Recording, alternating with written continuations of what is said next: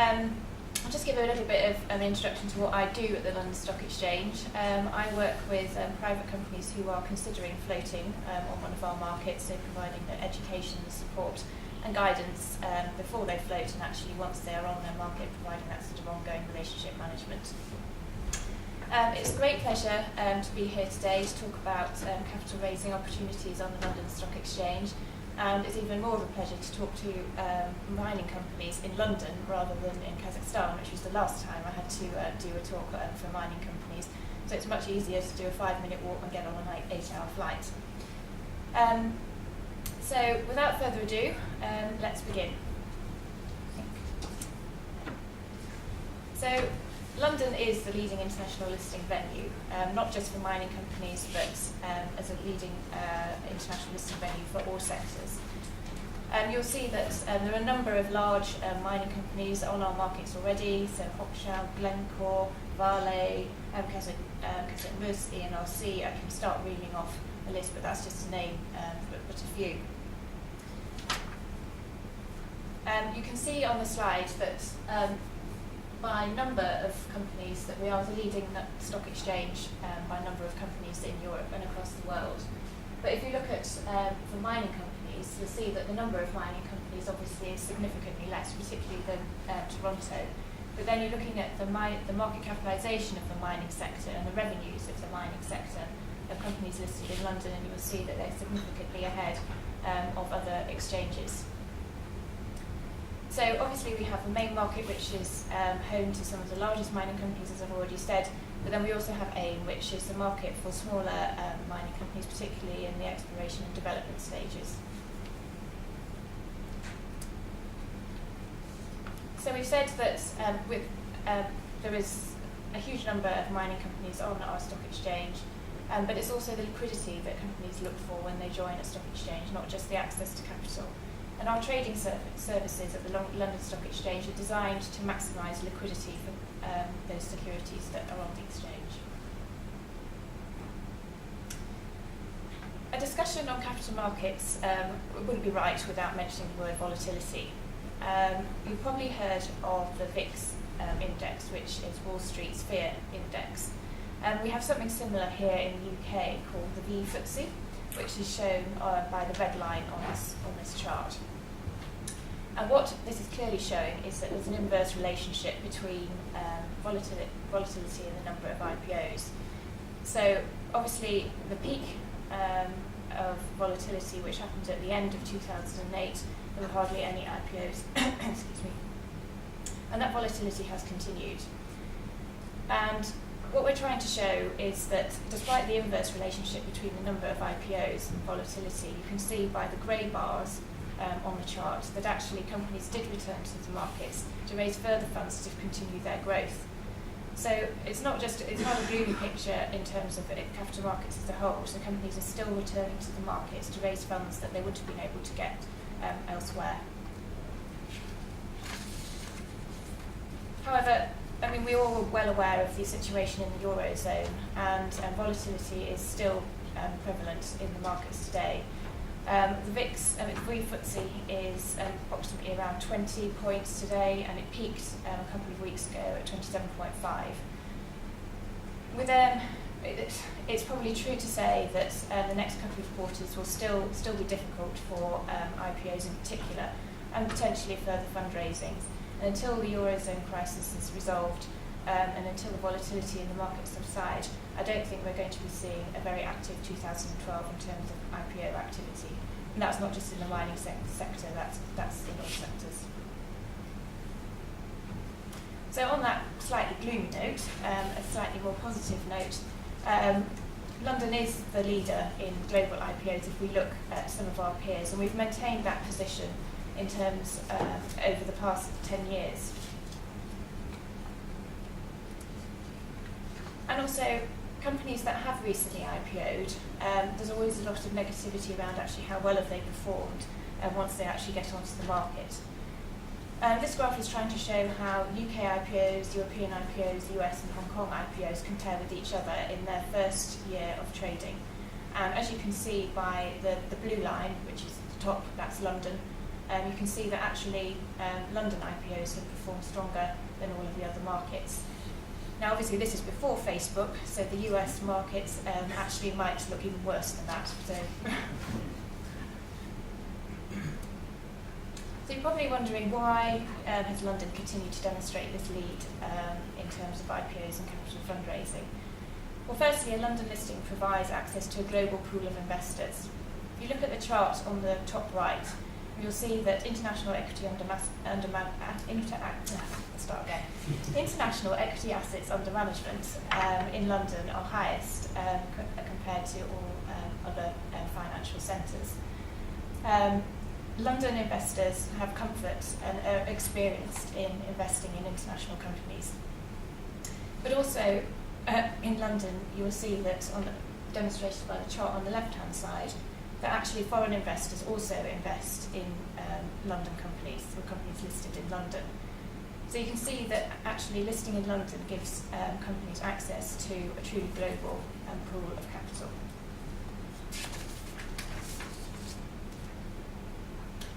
I won't dwell on that point too long, but just to give an idea of some of the companies, some of the asset managers, and some of the investors in stocks on our markets. And a point that actually perhaps isn't too, or people might forget, is that just London's physical location in the world does mean that companies listed in London can trade with other time zones, so it is truly a global gateway. I mentioned earlier that our trading services give liquidity to our companies. So this is obviously comparing different exchanges and liquidity on them. We see in the FTSE 100 that mining stocks make up a significant proportion of the FTSE 100, and they are the most actively traded stocks within the FTSE. And they are on our platform called Sense, and that is our electronic order book. And you will also see that emerging market stocks that are included on that trading platform are also some of the most widely traded. Also, we have the International Order Book, or IOB, so companies who have GDRs, Global Depository Receipts, listed. Again, you'll see that mining companies and emerging market stocks are actually some of the most actively traded on there.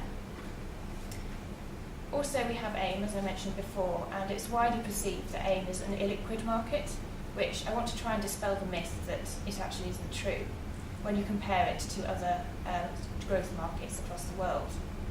If you think about AIM, some of the regulation that applies to companies on AIM, in particular, they don't have a minimum free float requirement, and there's no minimum size requirement.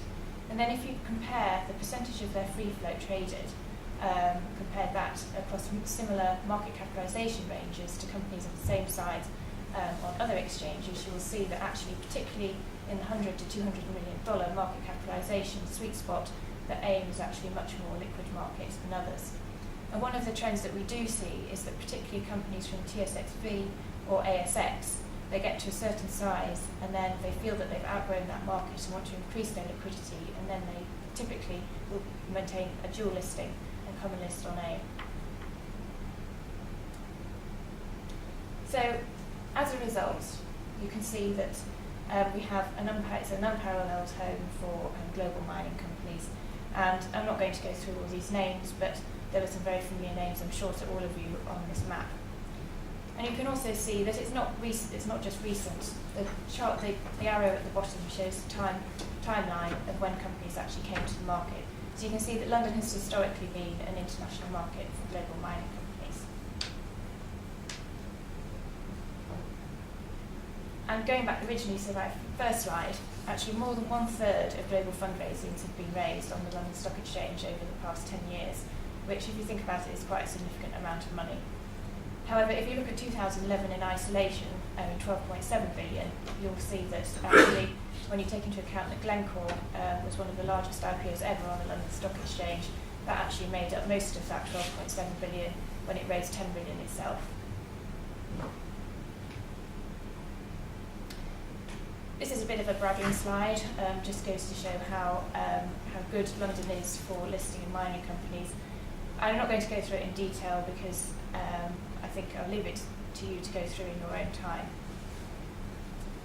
But I will just point out that actually the mining sector, companies in the mining sector in London have actually outperformed some of the performance of the FTSE 100 and the FTSE 350.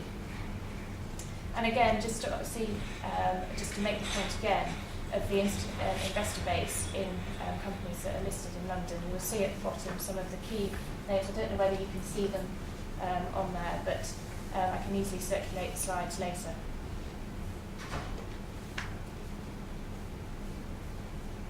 So if a company is considering listing, we offer a choice of markets. We recognise that not every company is the same. Every company is a different size, at a different stage of their development, and they'll be looking to come to the market for different reasons. So we have 4 main markets in London. Our main market is the main market, which is London's flagship market for mature, established companies. It's an EU-regulated market, and which means that the EU directives do apply. If a company comes to the main market, it actually has a choice. It can either choose the premium route or the standard route. A premium listing means that a company has to apply with the EU minimum standards plus the listing rule requirements that go above and beyond those EU minimum requirements, often called the super equivalent rules. And this underpins London's market. It gives companies a badge of quality. A standard listing means that companies have to apply with the EU minimum standards when they come to the market. And that means that companies who also list by GDRs can use that route to come to the main market.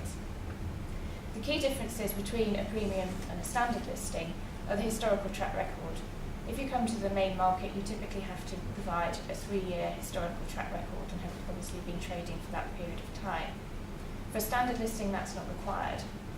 Another key difference is the requirement to have a sponsor for a premium listing.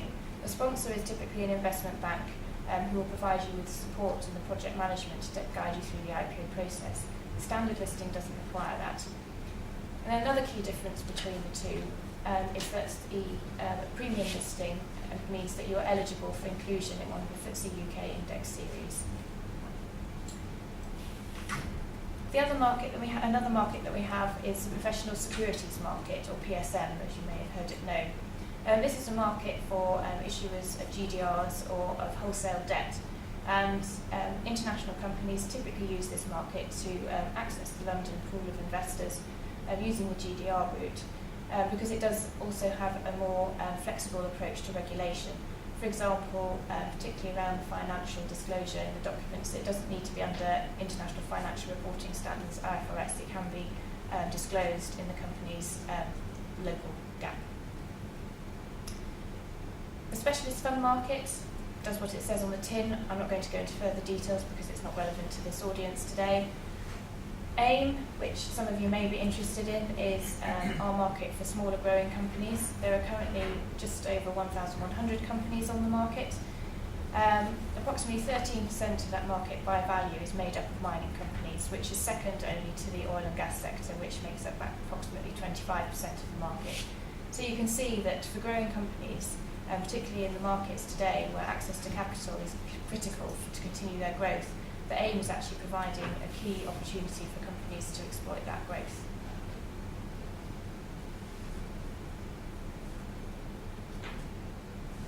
One of the questions we often get asked, in fact always get asked, is how much does it cost to float a company? This chart is actually showing the commission, or the percentage that's paid to the brokers or the underwriters to place your stock to actually sell your company and raise funds. In London, that percentage of the money raised is typically, on average, 2.4%. In Hong Kong, it increases to 2.9% on average, and in the US, increases to 6.4%. Now, that's just the commission raised. Obviously, there are other costs involved in floating a company. So all the advisors who are involved, so the reporting accountants, the lawyers, if you go to AIM, the nominated advisor and the broker, they will retain a fee. So it isn't a cheap exercise. However, London is the cheapest way to do it. I mentioned earlier that a premium listing of a company enables you to potentially access the FTSE UK index series. According to a recent survey, approximately, on average, That brings an additional 20% of additional investment into a company when it actually enters into one of the indices. So it is an attractive option for companies who are considering floating on the main market, particularly if they are thinking of either a standard listing or a premium listing. If they just want a quick access to the market, then obviously they might want to go the standard route, and particularly perhaps if they're not eligible, then obviously the standard route would be an option. But it is easy to move from standard to premium. So if you do have a premium listing and you're a UK incorporated company and your free float, i.e. the shares that are in public hands, is more than 25%, then you are eligible for inclusion in one of the FTSE indices. If you are a premium listed company but you're overseas incorporated, but incorporated what FTSE calls a developed country, that's somewhere like a European country, US, Australia, New Zealand, for example, then, and your free float is more than 50% as a commission, then you are also potentially eligible. And that's the same for if you incorporate in a low taxation jurisdiction. There's quite a few other rules that need to apply if you're going to be eligible for inclusion in the FTSE indices, and there is quite a Bible if you want to go into further detail on those. But those are the high-level criteria that you need to meet to be initially considered. Obviously, we've talked about how the main market is a home for mining companies, and that has been recognised by the UK Listing Authority, and they have put specific rules in the listing rules for mining companies, and to make it slightly easier for them to come to the market. So, for example, the 3-year record I mentioned earlier is not necessarily applicable to mineral companies. But what is included is a competent persons report, a CPR, which must be included in a company's prospectus at the time of admission. So one successful company that came to our markets, and it was the largest IPO that came to our markets before the crisis really hit in 2008. Fresnillo, I'm sure you've all heard of it, the Mexican silver and gold producer. It came to the market in May 2008. It raised almost £2 billion from admission with a market cap of £4 billion. Its market capitalisation today is approximately 11 billion, so as you can see it's performed particularly well on our markets. It listed in May in 2008, and in September 2008 it joined the FTSE 100, and it still remains in the FTSE 100 today. And the chart on the top right hand corner, you can see that it has consistently outperformed the FTSE 100 index. So these are companies that we like to see performing on our markets. Another case study, African Barrick Gold, it actually managed to list in March 2010 in terms of difficult markets. It did raise significant funds of almost £1 billion and has had a market capitalisation then of £4 billion. It's currently included in the FTSE 250, but its market capitalisation has fallen to approximately just under £2 billion. So for companies who perhaps more junior mining companies are still in that exploration and development stage, AIM is probably a more suitable choice. And in times when it's difficult markets, when funding is difficult to source from, particularly the banks who aren't lending, and perhaps other sources of funding have dried up, then AIM has actually consistently provided funding to those junior companies. So access to capital. That is the key reason why companies join AIM. They are growing companies and they need that capital to continue their growth. But actually what is at the heart of AIM is the balanced approach to regulation. And at the heart of that regulation is the NOMAD regime, or nominated advisor regime.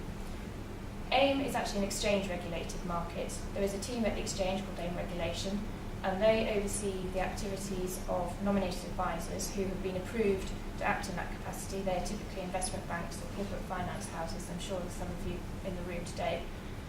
And they oversee the activities of the AIM companies. What is key is that companies who are thinking of joining AIM, they must appoint a nominated advisor at the time of joining the market, and they must also retain that nominated advisor throughout their time on the market. We've already mentioned that London is an international market, and it's true on AIM as well. if you look at the statistics, approximately 20% of companies on AIM are international companies, and that's by country of incorporation. If you actually look at the statistics of country by operation, you'll see that number rises to approximately 40%. One of the reasons companies join a public market is to increase their profile, not just with investors and analysts, but also with their customers and their suppliers. Rare Earths Global is a Chinese company that joined the market earlier this year, and I understand from their advisors that they recently secured a loan of just over $50 million, which they said that they wouldn't have been able to achieve if they hadn't been a quoted company. And without doubt, it's the network of advisors, investors, analysts around in the AIM community that has made that AIM is a successful growth market. And without them, we wouldn't have that. This is just to illustrate how well AIM has performed and to demonstrate how the access to capital point is crucial for growth companies. If you look at the chart on the bottom, you'll see the money raised. The money raised from further issues by companies on AIM is in blue and from IPOs in orange. And obviously you can see that there's way more blue than there is orange. 2010 was in fact the fourth strongest year for AIM on record. And obviously that shows that companies on AIM will continue to come to market to access further capital for their growth. And again, obviously, I mentioned that 13% by value of the market is made up of mining companies. So there is a specific guidance note for companies who are thinking of coming to the market. So similar to the main market, included in the admission document, which is similar to a prospectus for companies coming to the main market, there has to be inclusion of a competent person's report. In addition, a nominated advisor that's been appointed will also have to undertake due diligence, and also included in that will have to visit the sites. There are other requirements that have to be fulfilled on admission. There are also ongoing obligations that companies will have to meet.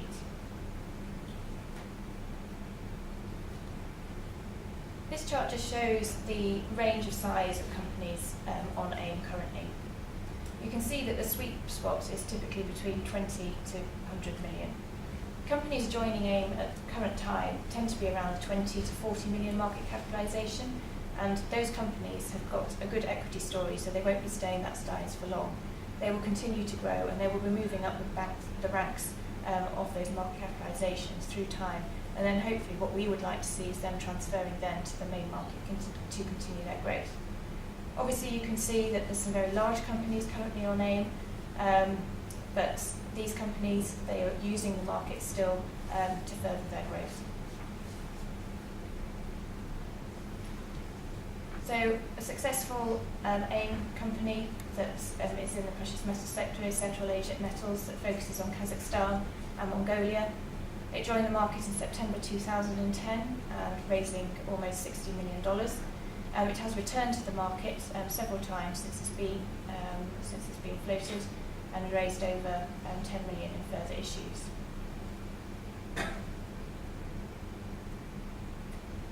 So to sum up, in these difficult market times and these challenging conditions that we are faced with, we still believe that London will continue to be a listing destination of choice for mining companies. We've got the largest pool of international equity assets. We have the global access to investors. We have a choice of markets to suit different shapes and sizes of companies, and that leads us to believe that London will still continue, and hopefully we'll see some more mining companies join the market this year. That's all I have to say. If anyone has any questions, I'm happy to take questions.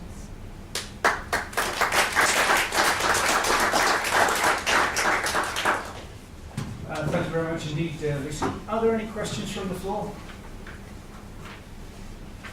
Yes, please. Give us your name and company, please.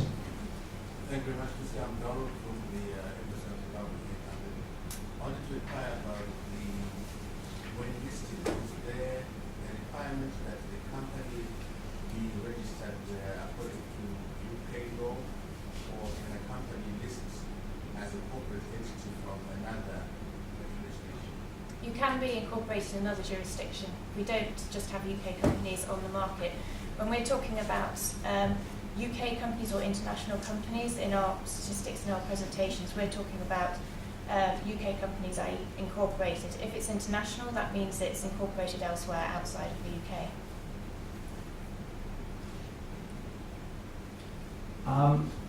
Any other questions?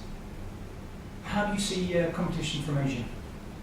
From Asia, in terms of the Hong Kong stock exchanges and the Chinese stock exchanges, we are faced with increasing competition from that region.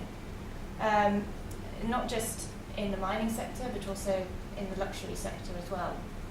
Although recent events have actually shown that Chinese companies are looking towards this direction more. I mean, we have had a number of Chinese companies that have joined the market already this year. Rare Earths Global was a Chinese mining company that joined our markets this year and didn't go to its local markets. We're always on the lookout for companies that are particularly in that region who might be thinking of coming to London, and actually is London going to be the best market for them? So it is a threat that we're faced with, but I think at the moment we're comfortable that, particularly in the mining sector, that London can attract those companies because we've already got companies who have done well on our markets. Right. Do you think that it's actually wise to get some of those companies where the assets are so far away and some of the statistics and accounts are less than 100% verifiable onto the London Exchange, where they might dilute the reputation of the rest of the market? I think that we've been in that situation before, and I think the rules and regulations, and particularly on AIM, where that has been the situation. I think the nominated advisor regime now is stringent enough, and to ensure that those the regulations are in place to ensure that actually only the best quality companies do come to our markets. I mean, I've been talking about companies that have actually made it. I know a huge number that haven't actually made it, because it's exactly what you said, because of the quality of the assets, or the corporate governance, or the actual financial accounts. They don't exist, or they're just completely made up. So they are there, but I think the exchange as a whole, and the community, and the capital markets community as a whole, is more focused on actually the quality companies coming to the market, and particularly also the investors. Because there aren't that many IPOs or new companies coming to the market, they're not seeing as many. They are being particularly careful about who and what they invest in. So in terms of the companies that come to AIM, not just in the mining sector, but those companies who are coming to AIM, they've found that actually the investor scrutiny is much heightened now. Right. Yes, please, give us your name and company, please. Lisa Monell, VMA Group.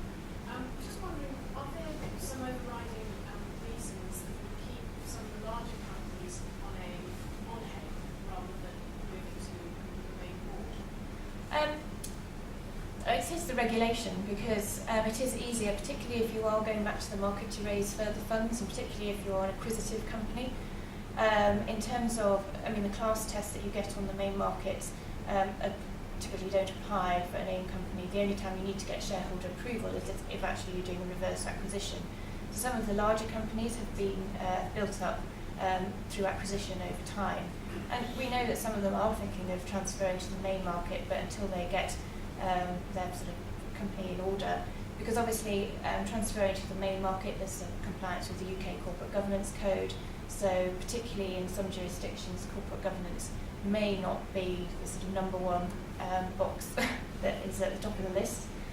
So until they get that in order, then obviously they won't be able to. So. Okay, any other questions?